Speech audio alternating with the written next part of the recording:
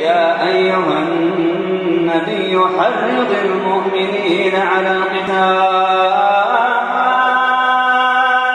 يا أيها النبي حرض المؤمنين على القتال إن يكن منكم 20 صابرون يغلبوا 200 وإن يكن منكم 100 يغلبوا 1000 من الذين كفروا بأنهم قوم لا يفقهون الآن خفف الله عنكم وعلم أن فيكم ضعفا فإن يكن منكم 100 صابرة يغلبوا 200 وإن يكن منكم 1000 يغلبوا 2000 بإذن الله والله مع الصابرين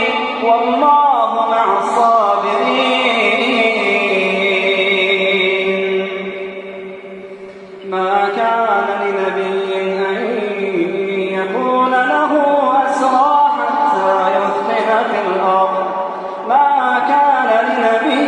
أن يكون له أسرى حتى يثخن في الأرض تريدون عرض الدنيا والله يريد الآخرة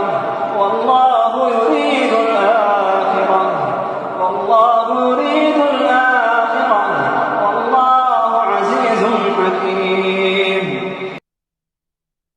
نحمده ونصلي على رسوله الكريم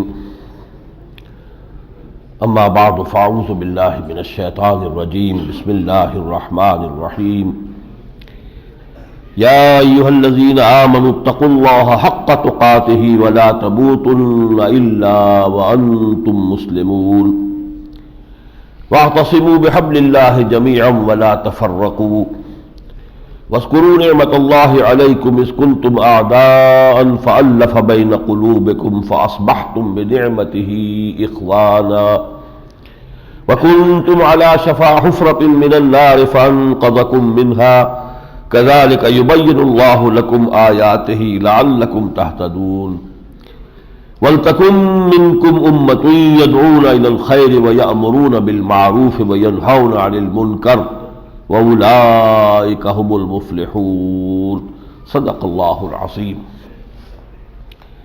رب اشرح لي صدری ويسر لي امری واحلل عقدۃ من لسانی یفقہوا قولی. اللہ کے فضل و کرم سے پچھلے گھنٹے میں ہمارے لیے برکت ہو گئی اور ہم نے نہ صرف سورہ بقرہ کے آخری 2 رکوع بلکہ سورہ آل عمران کا بھی پورا نصف اول جو ہے وہ پڑھ لیا. اب یہ سورہ آل عمران کا نصف آخر یا نصف ثانی شروع ہو رہا ہے جس میں کہ خطاب کا رخ ہے امت مسلمہ کی طرف، اور جو 3 ابتدائی آیات ہیں یہاں اب 11ویں رکوع کی، یہ اپنی جامعیت کے اعتبار سے ہم پلہ ہے ان 5 آیات کے جو 19ویں رکوع کے شروع میں آئی تھی سورہ بقرہ کے.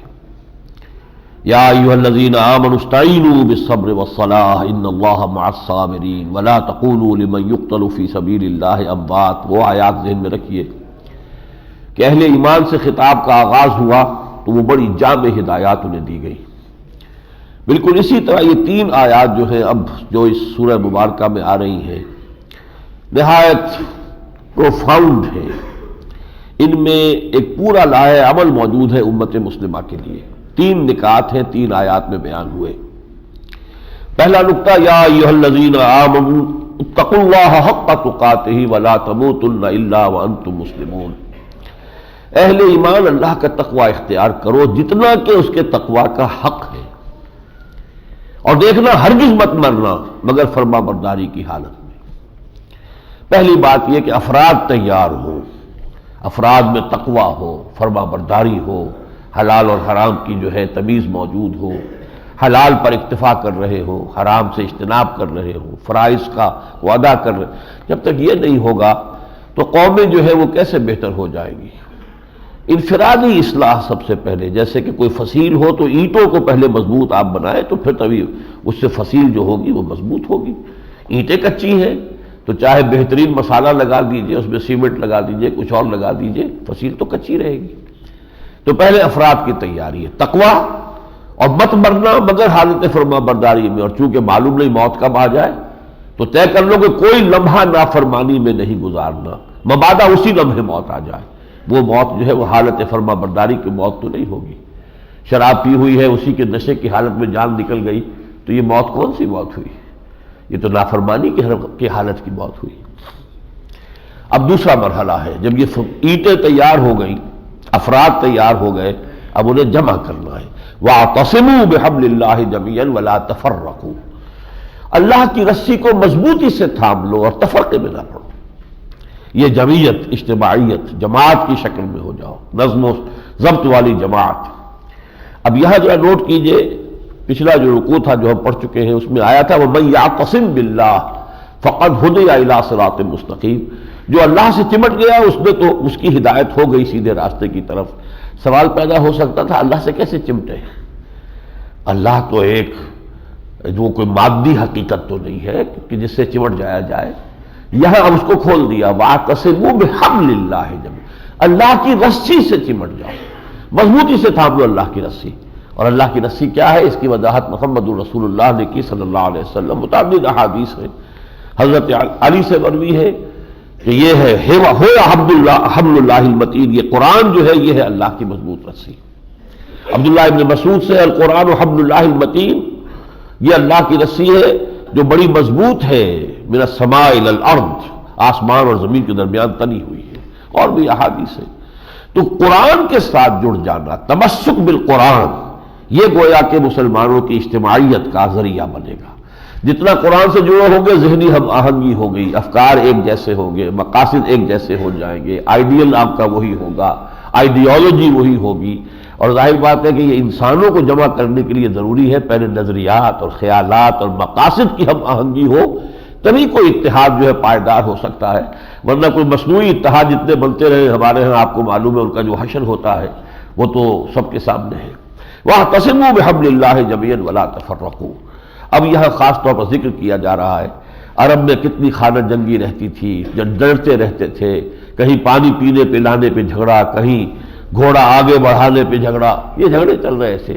خاص طور پر یثرب کے دونوں قبیلے جو تھے، جو بعد میں مدینۃ النبی بنا، مدینہ منورہ اب ہم اسے کہتے ہیں، پہلے یثرب نام تھا اس کا، وہاں اوس اور خزرج کے درمیان 100 سال سے جنگ چلی آ رہی تھی، نسل بعد نسل، انہوں نے ان کے آدمی مار دیے، انہوں نے ان کے مار دیے۔ یہ قتل جیسا ہوتا ہے ہمارے دیہات کے اندر چلتا ہے، 100 سال سے چلا آ رہا تھا۔ لیکن حضور کے آنے کے بعد اللہ تعالیٰ کے فضل و کرم سے شیر و شکر ہو گئے۔ وَاذْكُرُوا نِعْمَتَ اللَّهِ عَلَيْكُمْ إِذْ كُنتُمْ أَعْدَاءً، یاد کرو اللہ کے اس انعام کو جو تم پر ہوا جبکہ تم دشمن تھے۔ فَأَلَّفَ بَيْنَ قُلُوبِكُمْ، تو اللہ نے تمہارے دلوں میں الفت پیدا کر دی، محبت پیدا کر دی۔ فَأَصْبَحْتُمْ بِنِعْمَتِهِ إِخْوَانًا، اور تم اللہ کی نعمت سے، اللہ کے فضل و کرم سے بھائی بھائی بن گئے۔ وَكُنْتُمْ عَلَى شَفَا حُفْرَةٍ مِّنَ النَّارِ فَأَنقَذَكُم مِّنْهَا، اور تم تو آگ کے گڑھے کے کنارے تک پہنچ چکے تھے، یعنی تباہی کے آخری سرے تک پہنچے ہوئے تھے کہ بس اب گڑھے میں گرنے والے تھے، اللہ نے تمہیں اس سے بچا لیا۔ كَذَلِكَ يُبَيِّنُ اللَّهُ لَكُمْ آيَاتِهِ لَعَلَّكُمْ تَهْتَدُونَ، اسی طرح اللہ تعالیٰ تمہارے لیے اپنی آیات کو واضح کر رہا ہے تاکہ تم ہدایت اخذ کر سکو۔ آج ہم جہاں پہنچے ہوئے ہیں، ملت اسلامیہ پاکستان، شفا حفرۃ من النار، آگ کے گڑھے کے کنارے پر کھڑے ہوئے، جس طریقے سے جکڑے ہوئے ہیں ہم ان قرضوں کے اندر، اب اللہ تعالیٰ ہی ہمیں اس سے نجات دے۔ اور اس کا راستہ پھر کیا ہے؟ اب تیسری آیت آئی، یہ جو جمعیت وجود میں آئے گی، قرآن مجید تمہیں جوڑ کر ایک بنیاد مرصوص بنا دے گا۔ یہ جمعیت کیا کام کرے گی؟ وَلْتَكُن مِّنكُمْ أُمَّةٌ يَدْعُونَ إِلَى الْخَيْرِ وَيَأْمُرُونَ بِالْمَعْرُوفِ وَيَنْهَوْنَ عَنِ الْمُنكَرِ وَأُولَٰئِكَ هُمُ الْمُفْلِحُونَ۔ اب ان کے سامنے تین کام ہوں گے، تم سے ایک ایسی امت وجود میں آ جانی چاہیے جو صرف تین کام کرے۔ پہلا کام یدعون الی الخیر، خیر کی طرف پکارتے رہو، دعوت دیتے رہو، بھلائی کی طرف بلاتے رہو، اور سب سے بڑا خیر یہ خود قرآن ہے۔ سورہ یونس میں ہم پڑھیں گے ہوا خیر مما یجمعون، یہ قرآن ان تمام نعمتوں اور دولتوں سے بڑھ کر قیمتی شے ہے جو دنیا میں لوگ جمع کرتے ہیں۔ تو اس خیر قرآن کی طرف دعوت دو، دعوت رجوع الی القرآن، وَيَأْمُرُونَ بِالْمَعْرُوفِ نیکی کا حکم دو، وَيَنْهَوْنَ عَنِ الْمُنْکَرِ اور بدی سے روکو. یہ تین کام کرنے ہیں: دعوت الی الخیر، امر بالمعروف، نہی عن المنکر. وَأُولَٰئِکَ هُمُ الْمُفْلِحُونَ فلاح پانے والے صرف یہی لوگ ہوں گے. نام کے مسلمان ہیں، مسلمانوں کے گھر میں پیدا ہو گئے، امت مسلمہ میں ہے، امت محمد میں، ان کے لیے فلاح نہیں ہے جب تک کہ یہ کام نہیں کر رہے ہو. یہ کلام اللہ ہے، یہ شاعری نہیں ہے. اولئک هم المفلحون، یہ حسر کا اس میں فلاح صرف ان کے لیے ہے. اس کے بغیر فلاح کی امید رکھنا تلک امانیہم، یہ ہماری خواہشات ہیں جن کو ہم نے عقیدوں کی شکل دے دی ہے. قل ہاتوا برہانکم ان کنتم صادقین. اس کے بعد یہ اگلے رکوع میں پھر جو آیت آئی ہے بڑے بھرپور انداز میں اسی مضمون کی مزید وضاحت کرتے ہوئے، کنتم خیر امۃ اخرجت للناس. اب گویا اللہ سند دے رہا ہے، اے مسلمانوں اب تم اس امت کی شکل اختیار کر چکے ہو جسے لوگوں کے لیے نکالا گیا ہے. جیسے اللہ نبی بھیجتا تھا لوگوں کی ہدایت کے لیے، رسول بھیجتا تھا، اب تم کوالیفائی کر رہے ہو، تم اس مقام پر پہنچ گئے ہو کہ تمہیں بحیثیت مجموعی رسالت کا فریضہ سونپا جا رہا ہے. اب نبی کوئی نہیں آئے گا، شخص رسول کوئی نہیں آئے گا، لیکن اس قرآن کی رسالت، اس کو پہنچانا، اس کا پھیلانا، دعوت الی الخیر، امر بالمعروف نہی عن المنکر، یہ کام تمہیں کرنا ہے پوری نوع انسانی کے لیے. کنتم خیر امۃ اخرجت للناس. غور کیجئے، دنیا کی دوسری قومیں اپنے لیے جیتی ہیں، اپنے لیے کوشش کرتی ہیں ہماری بہبود ہو جائے، ہماری عزت ہو، ہمارا اقتدار ہو، ہماری قوت ہو. یہ لیکن مسلمان اس لیے ہم تو جیتے ہیں کہ دنیا میں تیرا نام رہے. کہیں ممکن ہے کہ ساقی نہ رہے، جام رہے. ہمارا تو یہ جام ہے، جام ہدایت ہے قرآن مجید ہمارے ہاتھ میں. ہماری زندگیوں کا مقصد یہ ہے کہ اس جام کو لے کر گردش کریں پوری نوع انسانی میں، اور یہ جام ہدایت جو ہے اس سے نوع انسانی کو سیراب کریں.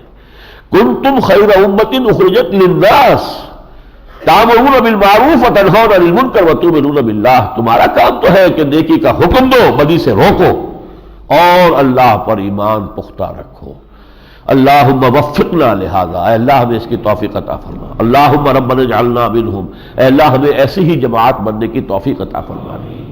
اس آیت کو رکھیے سورہ بقرہ کی اس آیت کے پیرلل، وَكَذَلِكَ جَعَلْنَاكُمْ أُمَّةً وَسَطًا لِتَكُونُوا شُهَدَاءَ عَلَى النَّاسِ وَيَكُونَ الرَّسُولُ عَلَيْكُمْ شَهِيدًا. اسی طرح ہم نے تمہیں درمیانی امت بنا دیا ہے کہ ہمارے رسول گواہ ہو جائے تم پر، اور تم گواہی دو پوری نوع انسانی پر، جس کی وضاحت میں کل کر چکا ہوں. اب یہاں پر وہی مضمون دوسرے انداز میں تمہیں برپا کیا گیا ہے، نکالا گیا ہے نوع انسانی کے لیے، ان کی بھلائی کے لیے، ان کی خیر خواہی کے لیے، ان کی آخرت کو بنانے کے لیے. تمہارا کام تو یہ ہے کہ تم خیر کی دعوت دو اور نیکی کا حکم دو اور بدی سے روکو.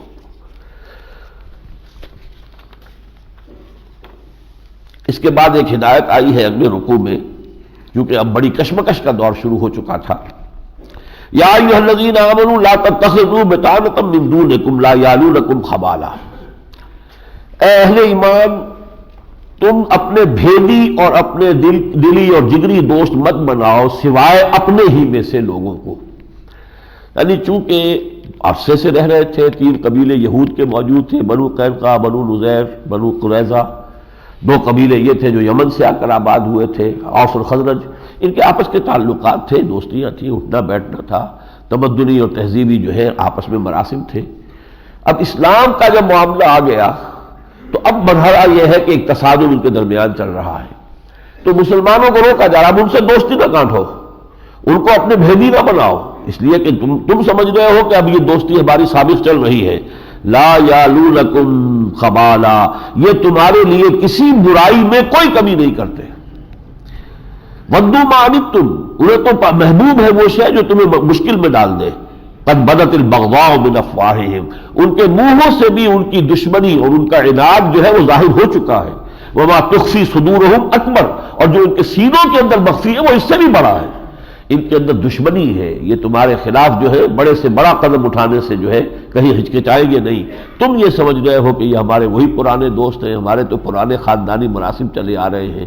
یہ تمہارا ان کے ساتھ دوستانہ تعلق جو ہے یہ گویا کہ ایک پوائنٹ آف ویکنس بن جائے گا امت مسلمہ کے لیے. یہ چیز جو ہے مسلمانوں کی جمعیت کے لیے مضر ہو سکتی ہے.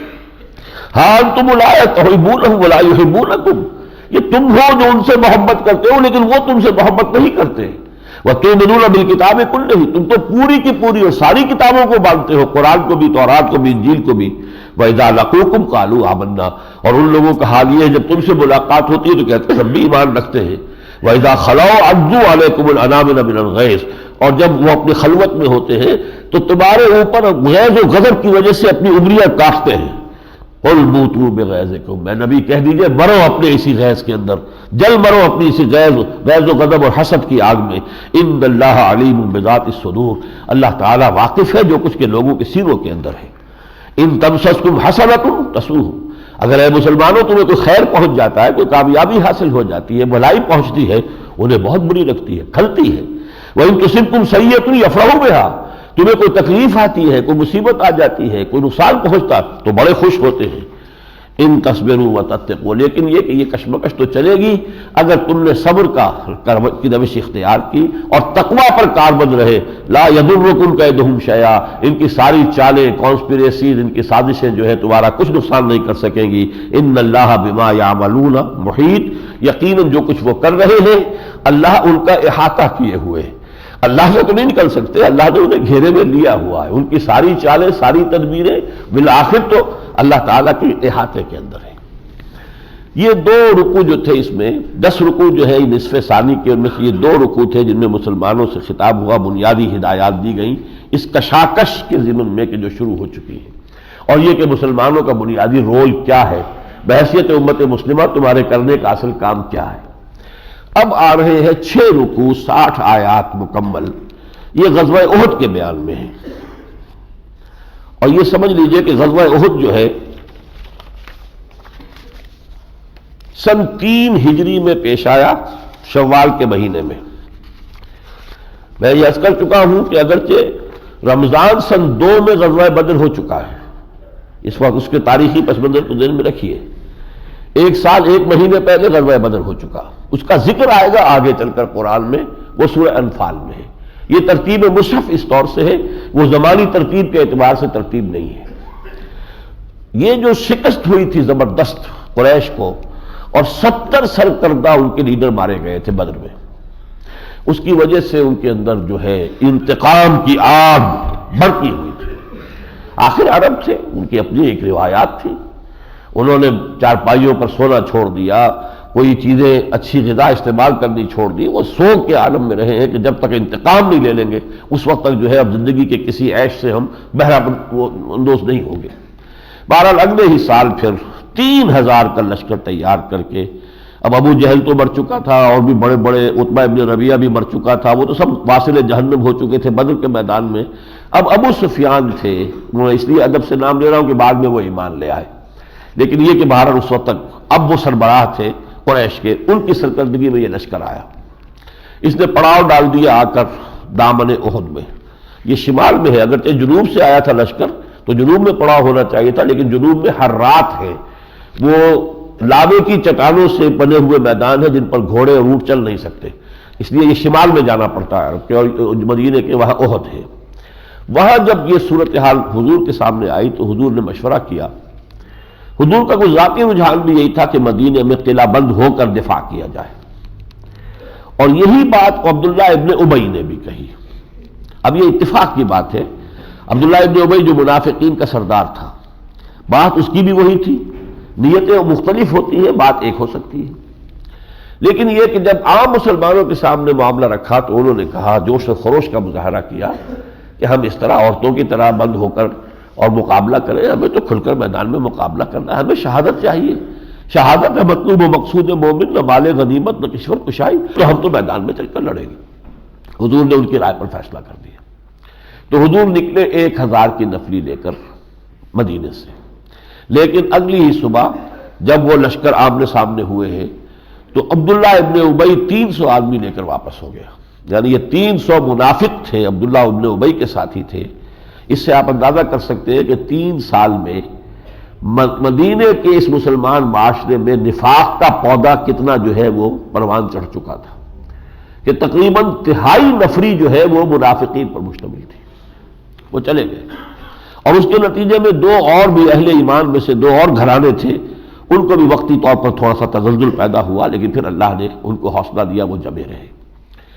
اللہ کا وعدہ تھا، جیسے بدر کا وعدہ تھا کہ اللہ تمہیں فتح دے گا، اس میں بھی تھا کہ فرشتے ہم بھیجیں گے، لہذا تھوڑی سی جنگ کے بعد ہی مسلمانوں کو فتح ہو گئی۔ اور یہ لشکر جو ہے حالانکہ 1 اور 4 کی نسبت ہے، اب ادھر 700 ہے ادھر 3000 ہے، تو گویا کہ 1 اور 4 سے بھی زیادہ کا معاملہ ہے، 7 چوکے تو 2800 ہوتے ہیں، وہ ہے 3000۔ لیکن یہ ہے کہ ان کے بھگدڑ جب مچی ہے تو اب ایک غلطی ہو گئی، حضور نے جو مسلمانوں کے لشکر کے پشت پر ایک درہ سا تھا پہاڑ میں، اس درے پر 50 تیر انداز مقرر کر دیے تھے، ایسا نہ ہو کہ دشمن یہاں سے ہماری پشت پر سے بھی حملہ آور ہو جائے، تو دو طرف سے، جس کو پنسر موومنٹ کہتے ہیں کہ دو طرف سے شکنجے میں ہمیں نہ لے لیا جائے، لہذا 50 جو وہاں کی انداز مقرر کی، انہیں حکم تھا کسی صورت میں تم نے یہاں سے نہیں ٹلنا، چاہے تم یہ دیکھو کہ ہم سب ہلاک ہو گئے اور ہمارا گوشت پرندے نوچ نوچ کر کھا رہے ہیں، لیکن پھر بھی تم نے یہاں سے نہیں ہلنا۔ ہوا یہ کہ جب انہوں نے دیکھا یہ تو فتح ہو گئی، اب اختلاف ہو گیا۔ جو ان کے کمانڈر تھے وہ ڈٹے رہے کہ نہیں ہٹنا یہاں سے، بھگ مت جاؤ، لیکن لوگوں نے کہا، تعویل کر لی اپنے طور پر کہ حضور نے تو شکست کی صورت میں کہا تھا، یہ تو فتح ہو گئی ہے، لہذا چلو ہم بھی مال غنیمت جمع کرنے میں اب ہم بھی لگ جاتے ہیں۔ خالد ابن ولید تھے اس میں کفار کے لشکر کے جو کیولری کے انچارج تھے، گھڑ سوار جو تھے، ان کا رسالے کے افسر خالد ابن ولید، اب وہ بھی بعد میں ایمان لے آئے ہیں، سیف اللہ، اللہ نے ان کو خطاب دیا ہے۔ اس وقت صورت یہی تھی، کفار کی طرف سے آئے تھے، ان کی عقابہ اور جو عقابی نگاہ تھی اس نے دیکھ لیا کہ اب وہ درہ خالی ہے، تو ادھر تو ہمیں شکست ہو گئی ہے پیچھے سے، انہوں نے پورے پہاڑ کا احد کا چکر لگایا اپنے اس رسالے کے ساتھ، 100 گھوڑوں کی جو بھی نفری ان کے پاس تھی، اور پشت پر سے جو حملہ آور ہوئے ہیں، تلپٹ ہو گیا معاملہ۔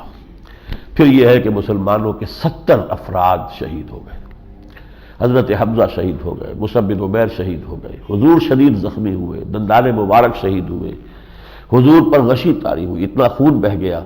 پھر یہ کہ لڑکا چاروں طرف سے تھا کہ کس طرح حضور کو ختم کر دیا جائے، افواہ بھی اڑ گئی کہ حضور کا انتقال ہو چکا، چنانچہ ایک مرحلے پر حضرت عمر تلوار چھوڑ کر بیٹھ گئے کہ اب جب حضور کا انتقال ہو گیا تو اب کیا کہے کے لیے ہمیں لڑنا ہے۔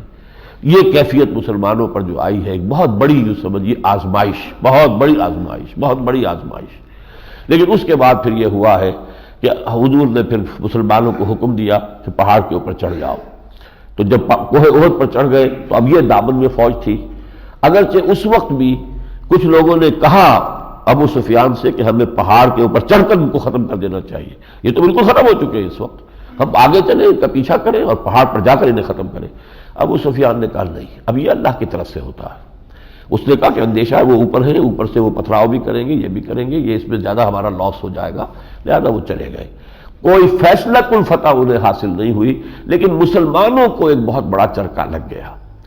اس کا نتیجہ کیا نکلا کہ وہ جو ساکھ بن گئی تھی غزوہ بدر کی فتح کہ 313 نہتے جو ہے انہوں نے 1000 مسلح لوگوں کو جو ہے شکست دے دی تھی، اور اس کے پورے عرب کے اندر دھوم مچ گئی تھی، اب وہ ساکھ جو ہے وہ ایک دم وہ ڈگمگا گئی، اور اس کی وجہ سے جو مسلمانوں کے دل اور حوصلے بھی پست ہونے لگے۔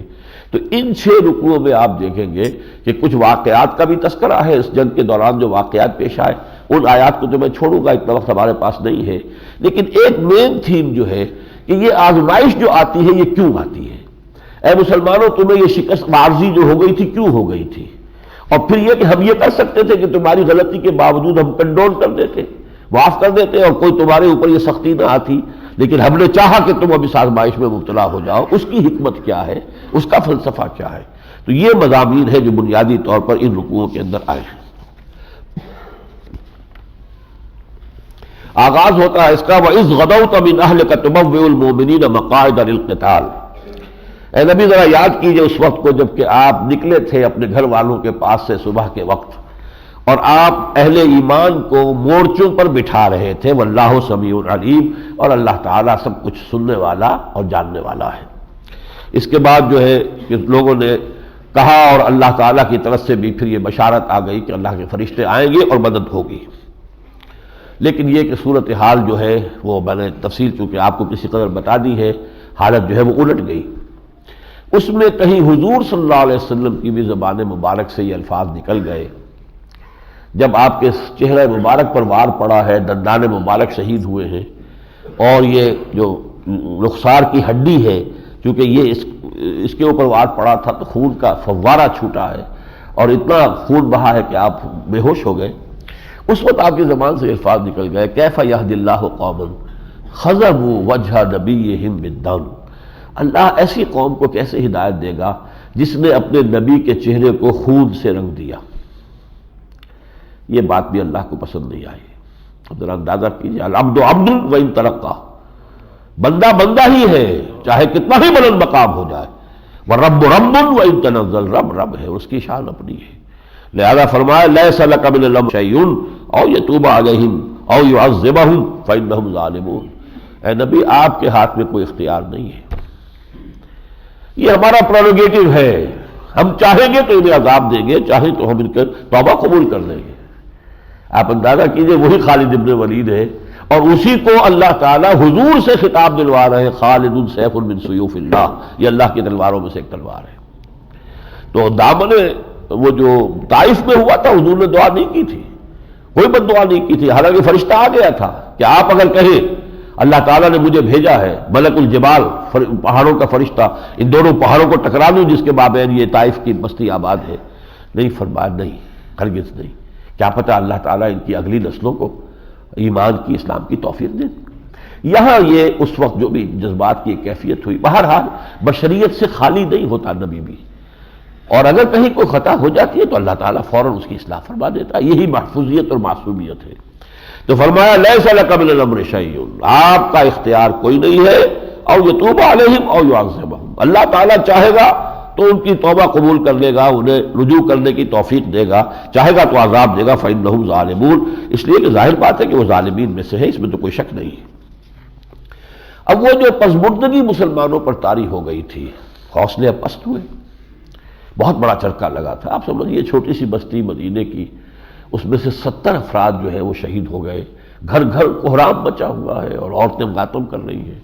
خود حضور کو جو صدمہ پہنچا اس کا تھوڑا سا اندازہ آپ اس سے کیجئے۔ حضرت حمزہ کی لاش جب سامنے لائی گئی ہے کہ ناک کٹی ہوئی ہے، کان کٹے ہوئے ہیں، پیٹ چاک کر کے کلیجہ چبایا ہوا ہے، اب حمزہ کون ہے؟ چچا بھی ہے، ساتھ کھیلے بھائی اور دودھ شریک بھائی بھی ہیں، خالہ زاد بھائی بھی ہیں، ساتھ کھیلے ہوئے ہمجولی بھی ہیں، اور ان کی لاش اس حالت میں آئی ہے۔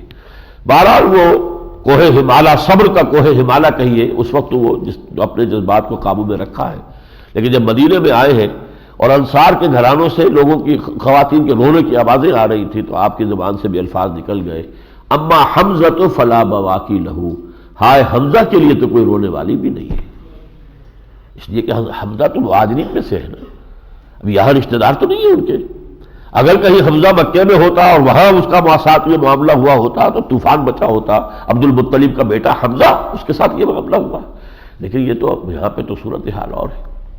پر اس صورتحال میں اب اللہ تعالیٰ کی طرف سے مسلمانوں کی ہدایت و رہنمائی کے لیے پہلی بات فرمائی وَلَا تَهِنُوا وَلَا تَحْزَنُوا وَأَنْتُمُ الْأَعْلَوْنَ إِن كُنتُم مُؤْمِنِينَ، مسلمانوں گھبراؤ نہیں، نہ سستی دکھاؤ، نہ غم کھاؤ، نہ کوئی کم ہمتی کا مظاہرہ کرو، ہمارا پختہ وعدہ ہے تم ہی غالب آؤ گے، تم ہی سربلند ہوگے اگر تم مومن ہوئے۔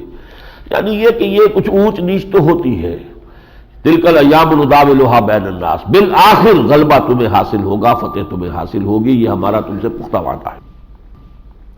ان یمسسکم قرح فقد مس القوم قرح مثلہ، دیکھو اگر آج تمہیں چرکا لگا ہے، زخم لگا ہے، تمہارے 70 شہید ہو گئے، تو تمہارے دشمنوں کو بھی تو ایسا ہی چرکا لگ چکا ہے، کیا ان کے 70 نہیں مارے گئے تھے بدر میں؟ لیکن انہوں نے تو جو ہے کم ہمتی کا ثبوت نہیں دیا، وہ تو دوبارہ کمر کس کے اور 3000 کا لشکر لے کر آ گئے۔ تو تم جو ہے اگر اپنا دل تھوڑا کر رہے ہو تو یہ تو معاملہ تمہارے لیے صحیح طرز عمل نہیں ہے۔ وَتِلْكَ الْأَيَّامُ نُدَاوِلُهَا بَيْنَ النَّاسِ، یہ دن ہے کہ جن کو ہم ذرا لوگوں کے مابین الٹ پھیر کرتے رہتے ہیں، اونچ نیچ جو ہے وہ کچھ ہم کرتے ہیں، اس میں بھی ہماری حکمت ہے۔ وَلِيَعْلَمَ اللَّهُ الَّذِينَ آمَنُوا، تاکہ اللہ جانچ لے، پرکھ لے، دیکھ لے کون واقعی مومن ہے۔ آخر پتہ چل گیا نا کہ 300 منافق تھے، کیسے پتہ چلتا؟ اگر یہ آزمائش کی گھڑی نہ آئی ہوتی تو وہ منافق کیسے ممیز ہوتے؟ وہ تو مسلمانوں میں شامل تھے، نمازیں پڑھتے تھے، مسجد نبوی میں سب کچھ تھا، اور یہ کہ یہاں اب کون کتنا ثابت قدم ہے، ثابت معلوم ہو گیا نا۔ وَيَتَّخِذَ مِنكُمْ شُهَدَاءَ، اللہ تم میں سے اپنے لیے گواہ بنا لینا چاہتا ہے۔ واللہ لا يحب الظالمین، اللہ ظالموں سے محبت نہیں کرتا۔ یہ نہ سمجھو کہ کفار سے اور مشرکین سے کوئی محبت ہے اسے، جس کی وجہ سے کہ اس نے عارضی طور پر ہی صحیح انہیں کوئی فتح دے دی ہے۔ وَلِيُمَحِّصَ اللَّهُ الَّذِينَ آمَنُوا، اللہ چاہتا اہل ایمان کو بالکل پاک کر دے۔ تمحیص کہتے ہیں کسی چیز کو چھانٹ کر علیحدہ کر دینا، بحث و تمحیص۔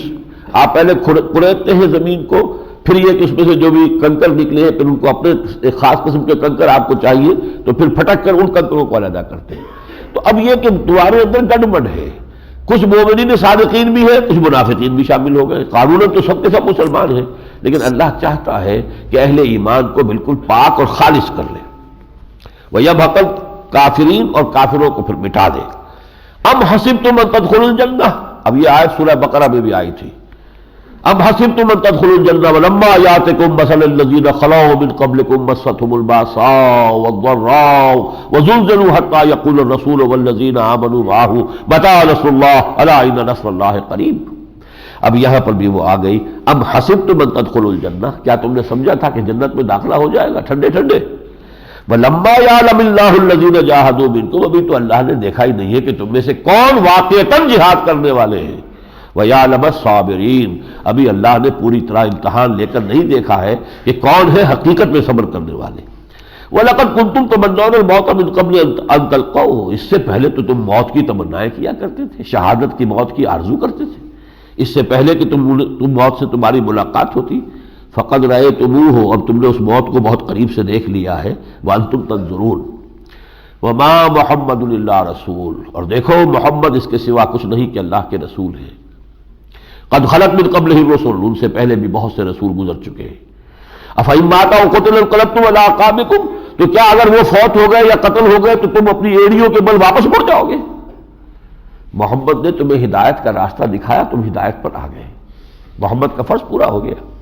اب محمد کا انتقال تو ہونا ہی، ایک وقت تو آئے گا، تو کیا تم اس مشن کو چھوڑ دو گے؟ یہ گویا کہ روح سخن ہے اس واقعے پر کہ بہت سے لوگوں کے دل اس افواہ پر بیٹھ گئے تھے کہ حضور کا انتقال ہو گیا، یہاں تک کہ حضرت عمر جیسا شخص جو ہے تلوار پھینک کر بیٹھ گیا۔ وما محمد الا رسول قد خلت من قبلہ الرسل افإن مات أو قتل انقلبتم على أعقابكم ومن ينقلب على عقبيه فلن يضر الله شيئا، جو کوئی اپنی ایڑی کے بل لوٹ جائے گا وہ اللہ کا کوئی نقصان نہیں کرے گا۔ وسيجزي الله الشاكرين، اللہ تعالیٰ بدلہ دے گا اپنے شکر گزار بندوں کو۔ وما كان لنفس ان تموت الا باذن الله كتابا مؤجلا، اور کسی جان پر موت وارد نہیں ہو سکتی مگر اللہ کے اذن سے، اور ہر ایک کی موت کا وقت معین ہے، لکھا ہوا ہے۔ وَمَن يُرِدْ ثَوَابَ الدُّنْيَا نُؤْتِهِ مِنْهَا، اب جو کوئی دنیا کو چاہتا ہے ثواب، کوئی مال غنیمت کی طلب میں جو ہے وہ آیا ہوا ہے تو اسے وہی کچھ ملے گا۔ وَمَن يُرِدْ ثَوَابَ الْآخِرَةِ نُؤْتِهِ مِنْهَا، اور جو واقعتاً آخرت کا ثواب چاہتا ہے، وہاں کا اجر چاہتا ہے، ہمیں اس میں سے ان کو دیں گے۔ وَسَنَجْزِي الشَّاكِرِينَ، اور ہم شکر کرنے والوں کو بدلہ دیں گے۔ وَكَأَيٍّ مِّن نَّبِيٍّ قَاتَلَ مَعَهُ رِبِّيُّونَ كَثِيرٌ، اور کتنے ہی نبی ایسے گزرے ہیں جن کے ساتھ ہو کر اللہ والوں نے جنگ کی ہے۔ تم پہلے ہی تو نہیں ہو، محمد کوئی نئے نبی نئے نویلے رسول نہیں ہے۔ ما کنت بدعا من الرسل، ان سے پہلے آ چکے، اگر 313 رسول ہے تو 312 تو آ چکے حضور سے پہلے۔ بعض روایات میں آیا رسولوں کی تعداد 313 ہے، نبیوں کی تعداد 1.25 لاکھ ہے۔ تو اس حوالے سے کتنے ہی نبی آئے، کتنے رسول آئے، اور اس سے پہلے بھی حق و باطل کے مارکے ہوتے رہے۔ تو یہ لیکن جو ان کے ساتھ تھے، انہوں نے نبی کے ساتھ جب ہو کر جنگ کی اللہ کے راہ میں، فما وہنوا لما اصابہم، تو جو تکلیفیں بھی ان پر آئیں اس پر انہوں نے ہمت نہیں ہاری۔ لما اصابہم فی سبیل اللہ، اللہ کی راہ میں جو تکلیف بھی ان پر آئی، وما ضعفوا، نہ وہ سست ہوئے، وما استکانوا، اور نہ انہوں نے ہمت ہاری۔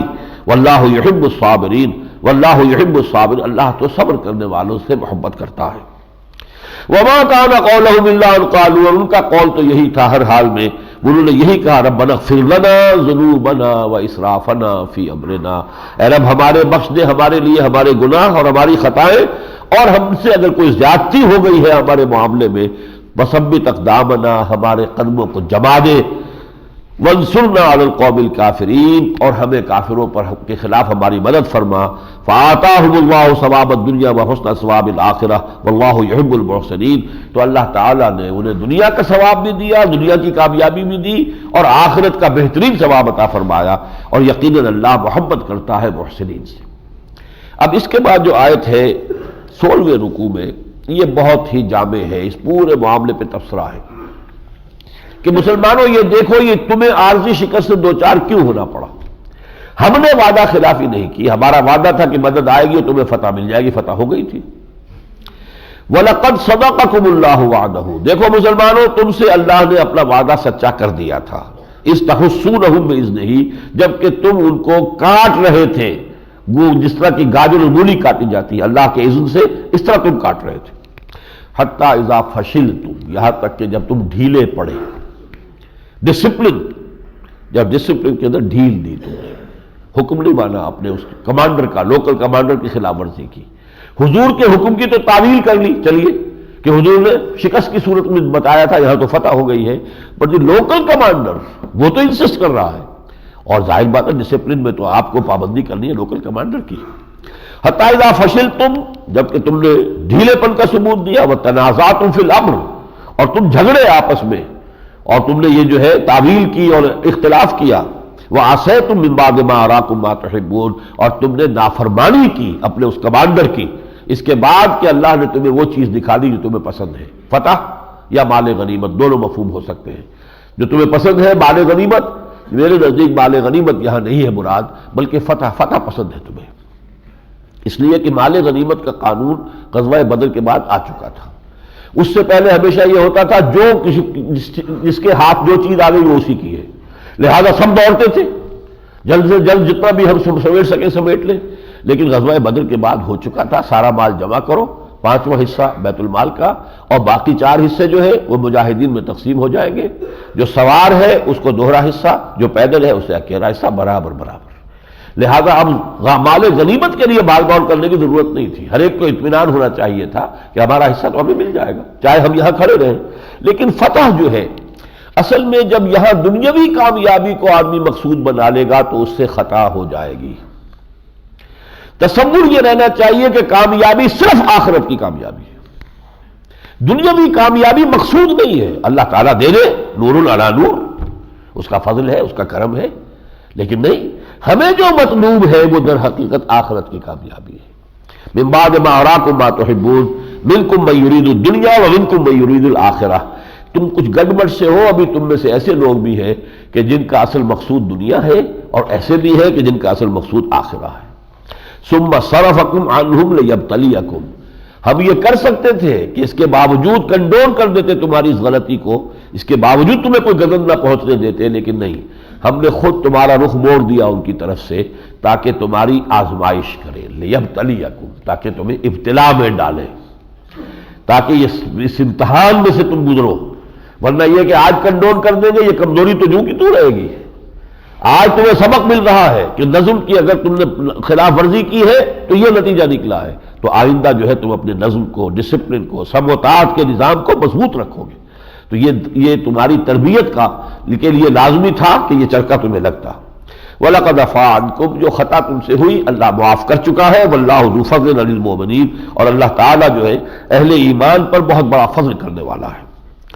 یہی بات آگے چل کر کہی جا رہی ہے، وَلِيَبْتَلِيَ اللَّهُ مَا فِي صُدُورِكُمْ، اللہ چاہتا ہے کہ تمہارے سینوں میں جو کچھ ہے اس کو جانچ لے، کتنا ایمان ہے، کتنا کھوٹ ہے، کتنا زر خالص ہے، کتنا ایمان ہے، کتنا نفاق ہے، کتنی دنیا کی محبت ہے، کتنی آخرت کی محبت ہے، کتنی اپنے رشتہ داروں اور دوستوں کی محبت ہے، کتنی اللہ اور اس کے رسول اور اہل ایمان کی محبت ہے۔ اللہ جو ہے ان آزمائشوں کی بھٹیوں میں سے گزار کر اور تمہارا جو ہے پوری طریقے سے حساب لے لینا چاہتا ہے۔ وَلِيُمَحِّصَ مَا فِي قُلُوبِكُمْ، اور جو کچھ تمہارے دلوں میں ہے اسے پاک کر لینا چاہتا ہے۔ وَاللَّهُ عَلِيمٌ بِذَاتِ الصُّدُورِ، اور یقیناً اللہ تعالیٰ تمہارے سینوں میں جو کچھ ہے اس سے واقف ہے، لیکن ظاہر کر دینا چاہتا ہے، سب کو معلوم ہو جائے کہ کون کیا ہے، ہو از ہو، یہ معلوم ہو جانا چاہیے۔ 17ویں رکوع میں اب حضور کی 2 شانوں کا بیان آیا ہے بہت ہی عمدگی کے ساتھ، کہ اور اس میں شان امارت جو ہے یوں سمجھیے، کیونکہ حضور اللہ کے رسول بھی تھے، لیکن اس وقت سپہ سالار بھی تو حضور ہی تھے نا۔ مکے میں حاکم کون تھے؟ حضور تھے صلی اللہ علیہ وسلم۔ قاضی القضات کون تھے؟ حضور تھے صلی اللہ علیہ وسلم۔ امام کون تھے؟ خطیب کون تھے؟ محمد رسول اللہ صلی اللہ علیہ وسلم۔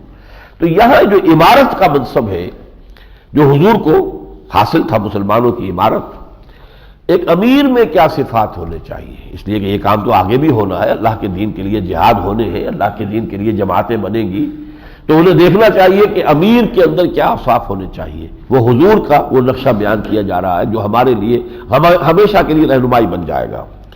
فَبِمَا رَحْمَةٍ مِّنَ اللَّهِ لِنْتَ لَهُمْ، تو اے نبی یہ بڑی اللہ کی رحمت کا معاملہ ہے کہ آپ ان کے حق میں بہت نرم ہیں۔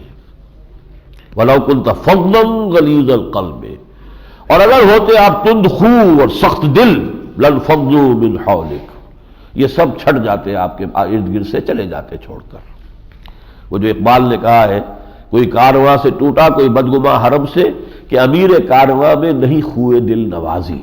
یہ خوئے دل نوازی جو ہے کسی بھی سربراہ کے لیے، اپنے ساتھیوں کے لیے، کہ ان کو یہ احساس دلائے کہ ہم ان کے ساتھی ہیں، ہمیں بھی یہ اہمیت دیتے ہیں، ہم سے بھی رائے پوچھتے ہیں، ہماری بات کو بھی توجہ سے سنتے ہیں۔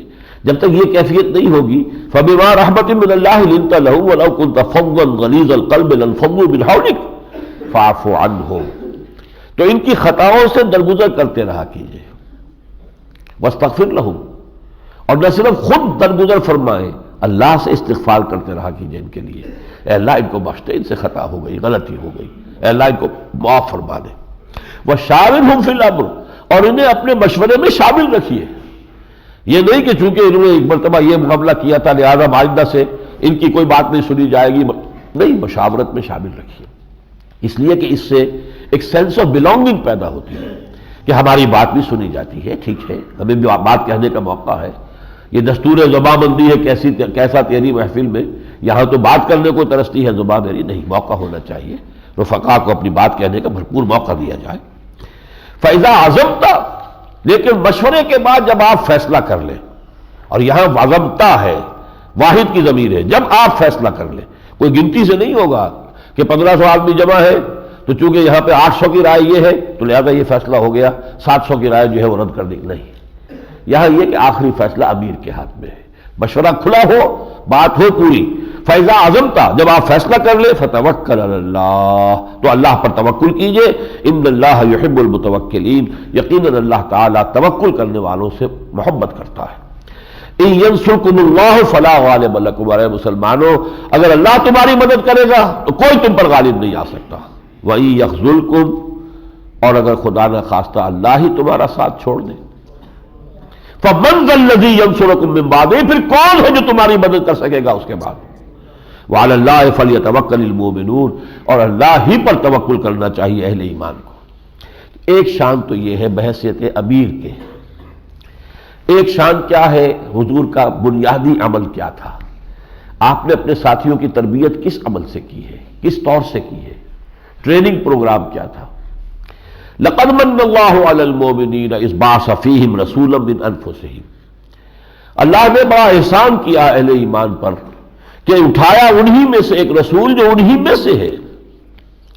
ہم بشر ہیں، حضور بھی بشر تھے، اور ان کے نصیب کیا کہنے، جو قرشی تھے، قریش تھے، اور انہی میں سے حضور تھے، جو بنو ہاشم تھے اور ان میں سے حضور تھے، لیکن تھے انہی میں سے۔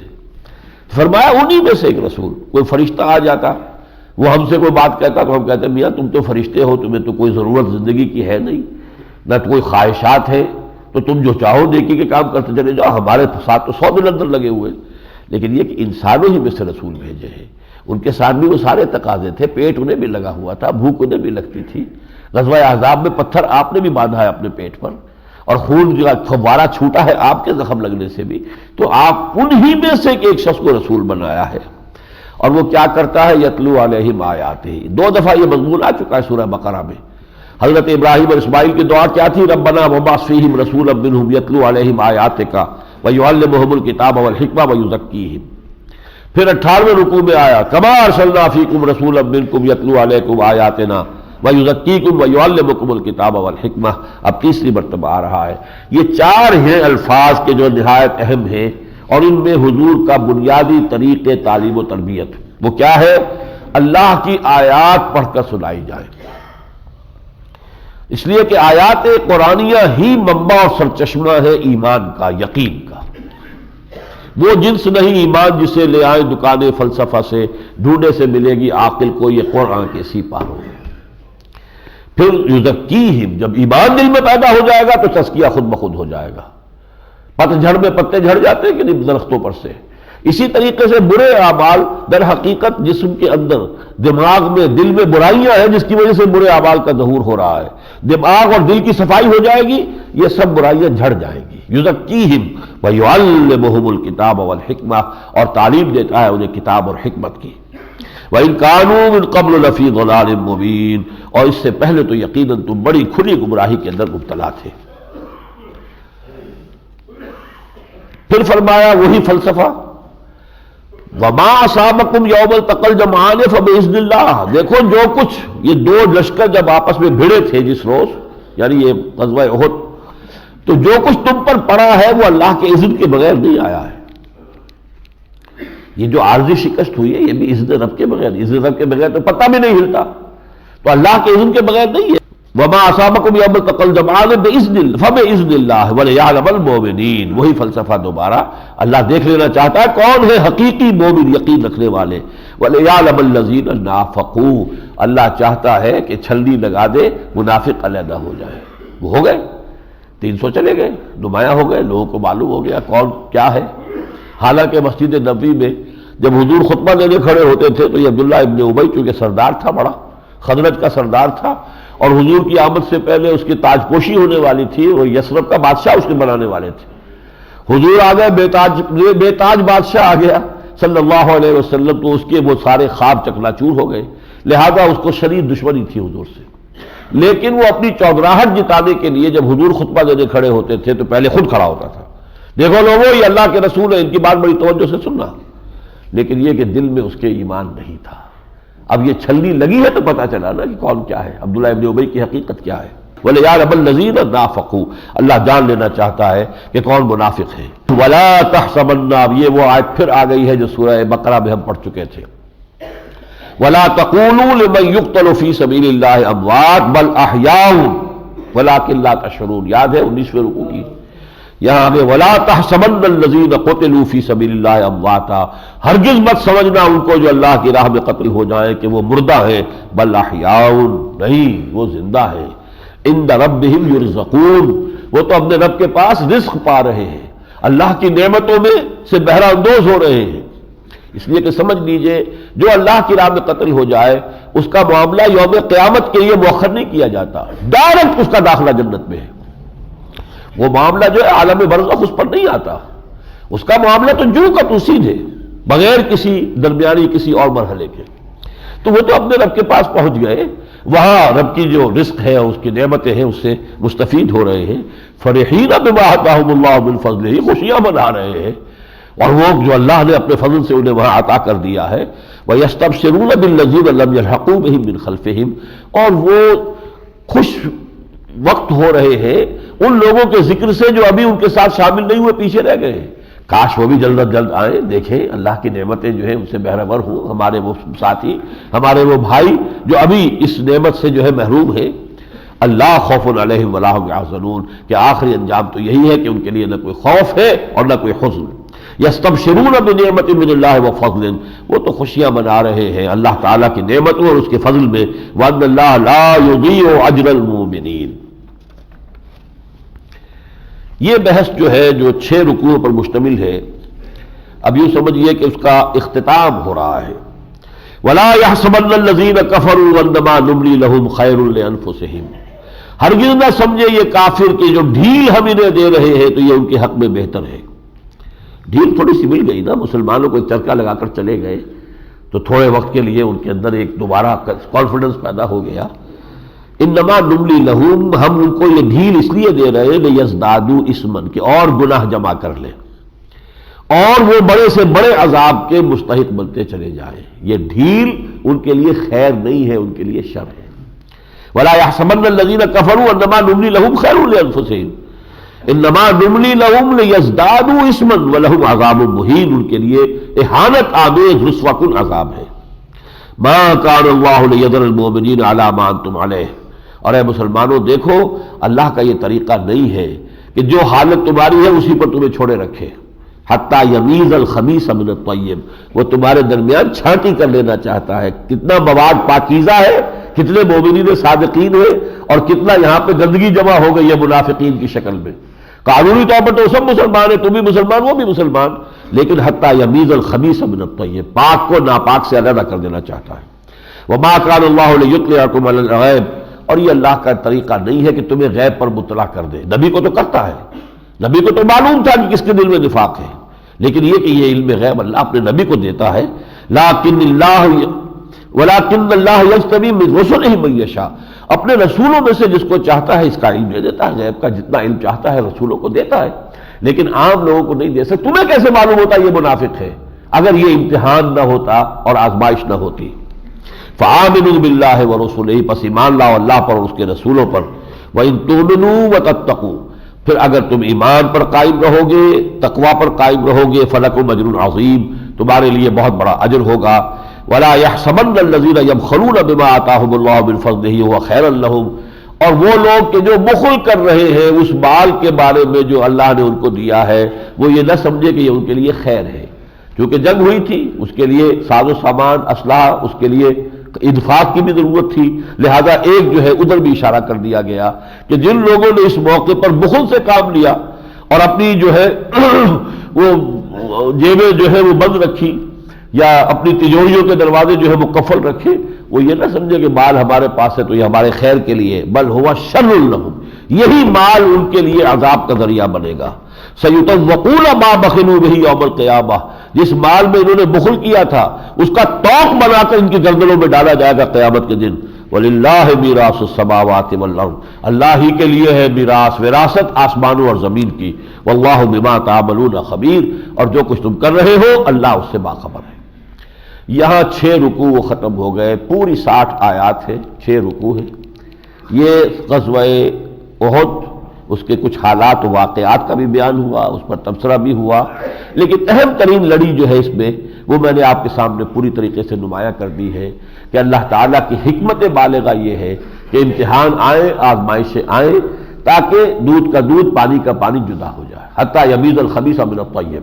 ورنہ آئندہ اس سے بڑے بڑے مراحل آنے والے ہیں. اگر اسی طرح کچے پکے مل کر تم آگے جو ہے چلتے رہے تو پھر آگے اس سے بڑی ناکامیوں سے سابقہ پیش آ سکتا ہے. پھر تمہیں اپنی کوتاہی کا بھی احساس ہو جائے کہ نظم کی خلاف ورزی کر کے وہ جو فتح تھی اس کو تم نے شکست میں بدلوا لیا. ہمیں الزام نہیں دے سکتے، ہم نے تو اپنا وعدہ سچا کر دیا تھا.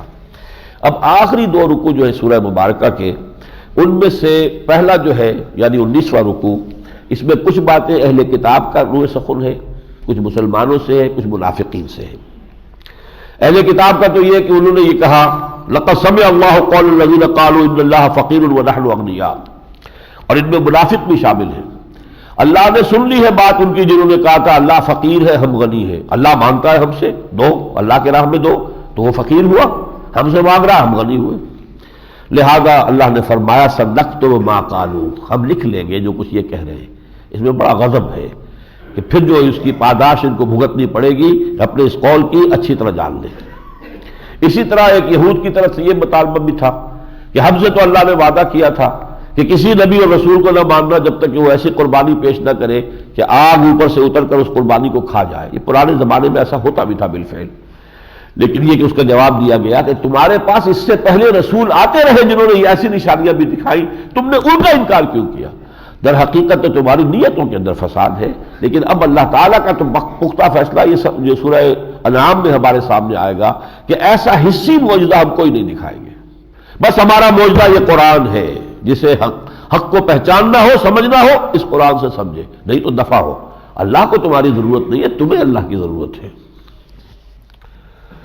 فرمایا کل نفس ذائقۃ الموت وانما توفون اجورکم یوم القیامہ، مرنا تو ہر ایک کو ہے، ہر جان کو موت کا مزہ چکھنا ہے، اور جو بھی تمہاری اجر ہے، ثواب ہے، بدلے ہیں، اجرتیں ہیں، تمہارے عمل کے جو حاصل ہے وہ بھرپور دے دیے جائیں گے تمہیں دنیا میں جو قیامت کے دن.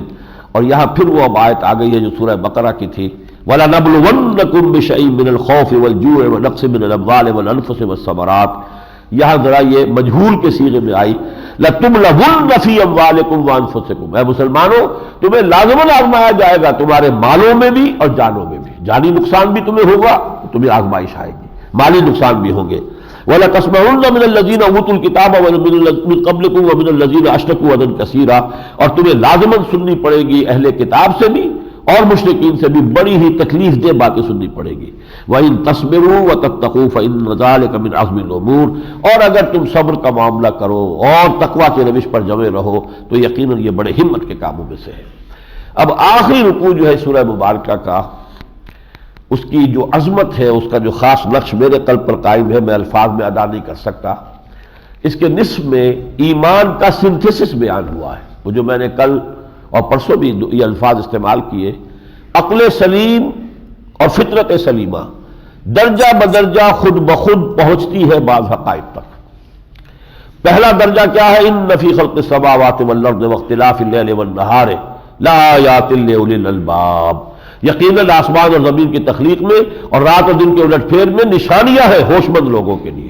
ان چیزوں کو دیکھ، آیت الآیات ہم سورہ بقرہ میں پڑھ چکے ہیں، اس میں کتنے فینومینا آف دی نیچر کو نشانیاں قرار دیا گیا۔ اچھا، اللہ کو پہچان لیا کہ کوئی خالق ہے، کوئی مالک ہے، کوئی مصور ہے جس نے یہ ساری تصویر کھینچی ہوئی ہے۔ اب دوسرا مرحلہ غور کرو، الذین یذکرون اللہ قیاما وقعودا وعلی جنوبہم ویتفکرون فی خلق السماوات والارض، جو اللہ کو یاد رکھتے ہیں کھڑے ہوئے بھی، بیٹھے ہوئے بھی، لیٹے ہوئے بھی، اور تفکر کرتے ہیں آسمان اور زمین کی تخلیق میں۔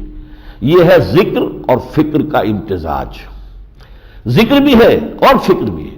بدقسمتی سے ہمارے یہاں یہ ہو گیا، کچھ لوگ ذکر ہی میں لگے ہوئے فکر سے خالی، اور کچھ وہ فکر ہے مفکر بنے پھرتے ہیں اور ذکر کی لذت سے آشنا نہیں۔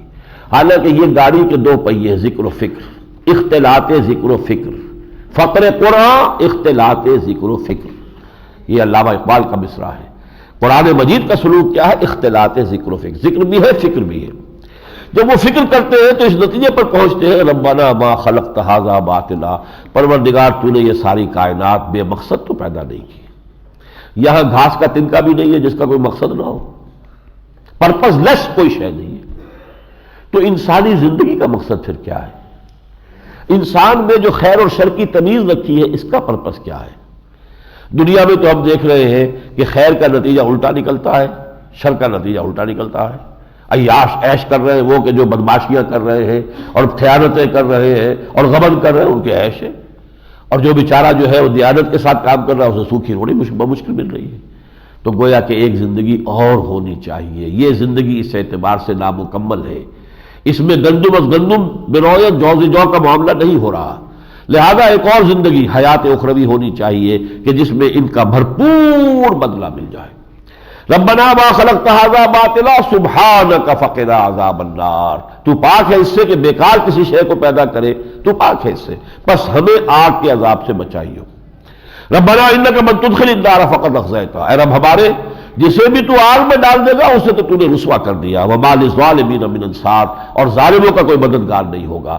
اب تیسرا ایمان آتا ہے، جو لوگ یہاں تک خود پہنچ گئے، جب کسی نبی کی آواز ان کے کان میں آتی ہے انہیں ایسے محسوس ہوتا ہے جیسے ان کے اپنے دل کی پکار ہے، ان کے لیے کوئی اجنبی بات تو نہیں، یہاں تک تو خود پہنچے ہوئے ہیں۔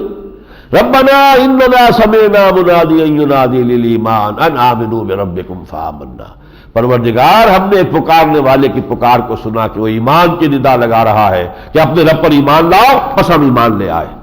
ربنا فاغفر لنا ذنوبنا، تو اے رب ہمارے گناہوں کو بخش دے، وکفر عنا سیئاتنا، اور جو بھی ہمارے کردار اور دامن اخلاق میں کوئی دھبے ہیں داغ ہیں ان کو دھو دے، وتوفنا مع الابرار، ہمارا انجام کیجو نیک بندوں کے ساتھ، ربنا وآتنا ما وعدتنا علی رسولک، اور اے رب ہمیں وہ سب کچھ دیجو جس کا تو نے ہم سے وعدہ کیا ہے اپنے رسولوں کے ذریعے سے، جنت کا وعدہ کیا ہے، نعمتوں کا وعدہ کیا ہے، ولا تخزنا یوم القیامہ، قیامت کے دن ہمیں رسوا نہ کیجو، انک لا تخلف المیعاد، یقیناً تو اپنے وعدے کی خلاف ورزی کرنے والا نہیں ہے۔ ہمیں اندیشہ ہے تو یہ ہے کہ ہم اس وعدوں کا مصداق بن سکیں گے کہ نہیں بن سکیں گے۔ اس کے بعد کی ایک آیت جو ہے کہ جو یہ لوگ اس طور سے ایمان لاتے ہیں، جو اولو الالباب ہیں، ہوش مند ہیں، غور و فکر کر کے شعوری طور پر ایمان لاتے ہیں، پھر ان کی زندگی کا نقشہ کیا ہوتا ہے؟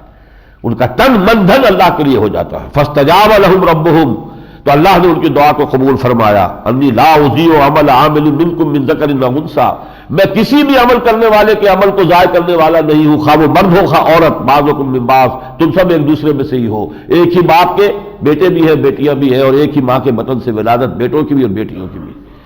فالذین ہاجروا، تو وہ لوگ جنہوں نے ہجرت کی ہمارے لیے، واخرجوا من دیارہم، اپنے گھروں سے نکالے گئے صرف دین کی وجہ سے، وأوذوا فی سبیلی، اور میرے راستے میں جنہیں ایذائیں پہنچائی گئیں، وقاتلوا، جنہوں نے میری راہ میں قتال کیا، وقتلوا، اور قتل ہو گئے، لأکفرن عنہم سیئاتہم، میں لازماً دور کر دوں گا ان سے ان کی برائیوں کو، ولأدخلنہم جنات تجری من تحتہا الانہار، لازماً داخل کروں گا انہیں ان باغات میں جن کے دامن میں ندیاں بہتی ہوں گی، ثواب من عند اللہ، یہ بدلہ ہوگا اللہ کی طرف سے، واللہ عندہ حسن الثواب، اور یقیناً اللہ ہی کے پاس ہے بہت بدلہ، اچھا بدلہ۔ آخری آیت بڑی جامع، یا ایھا الذین آمنوا اصبروا وصابروا ورابطوا واتقوا اللہ لعلکم تفلحون، اہل ایمان صبر کا مظاہرہ کرو، صبر میں اپنے دشمنوں کو شکست دو، وہ بھی تو صبر کر رہے ہیں، انہوں نے بھی زک اٹھائی اور پھر آ گئے دوبارہ لڑنے کے لیے، تمہارا صبر ان سے بڑھ کر ہونا چاہیے، ورابطوا، مربوط رہو، جڑے رہو، جمع رہو، جمعیت ہو تمہاری، واتقوا اللہ، اور اللہ کا تقوی اختیار کیے رکھو، لعلکم تفلحون، تاکہ تم فلاح پاؤ۔ بارک اللہ لی ولکم فی القرآن العظیم ونفعنی وإیاکم بالآیات والذکر الحکیم۔